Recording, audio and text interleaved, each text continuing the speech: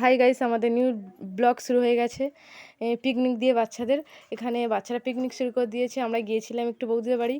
ওরা দেখি না আনাজ কাটা শুরু করে দিয়েছে এদিকে। আর এইদিকে একজন নোংরা ফেলছিল সব ঝাড়লে, মানে আনাজের খোসা। আর এরা সব বসে আছে এদিকে, দেখছে যে কি আয়োজন করা যাবে। এরা সবাই আছে এই পিকনিকে, তো আমরা বাদে। আর এদিকে একটু জিম করছিল, আর এদিকে আটা চালছিল, আর এদিকে তো লোকজন ভর্তি হয়ে গেছে। দেখছি যে এরা কি করছে। আমাদের নেবে না, আমরা কি আর করবো, আমরা দেখা ছাড়া কিছু করতে পারবো না। এদিকে দেখছি না ওরা আটা মিশছে, মানে মাখছিল।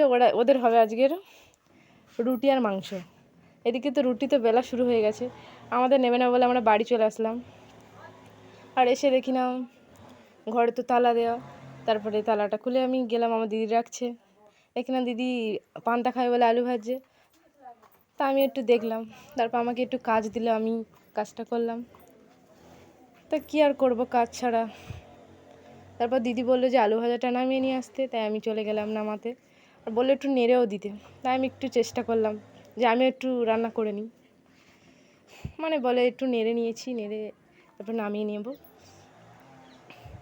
তা না, আমিও রান্না পারি না, মোটামুটি পারি, এই নাড়তে পারি। আর তারপর নামিয়ে নিয়ে এসে আমাদের পান্তা খেয়ে নিচ্ছিলাম। তারপর আমাদের হচ্ছে কি কম্পিউটার যেতে হবে। আর কী করবো, আমার দিদিদিকে ছিপ ফেলবে না, জাল ফেলছিল।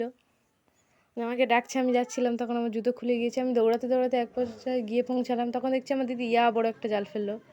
দেখা যাক কী ওঠে মাছ। আমাদের পুকুরে তো মাছ নেই বলতে গেলে, যা আছে তোমাদেরকে আজকে দেখাবো। তাই আস্তে আস্তে ও জাল তুলছিল, কি মাছ পড়ে দেখা যাক। আর ও তো জাল টানাই শেষ হচ্ছিল না, বুঝতে পারছো কত বড় জাল। আর হ্যাঁ, মাছ উঠেছে, রূপচাঁদ মাছ উঠেছে, এগুলো লাফাচ্ছে সব মাছগুলো। তারপর জাল শুকো দিয়ে নিয়েছে। তারপর আমরা যাব হচ্ছে কি আজকের আমাদের কম্পিউটার আছে, তাই আমরা রেডি হয়ে নিচ্ছিলাম। আর আমি তো মুখ মুছছিলাম, তারপর আমি রেড ক্রিম মাখছিলাম। শীত খুবই পড়েছে, না মাখলে মুখ তো খসখস করবে, তাই জন্যে।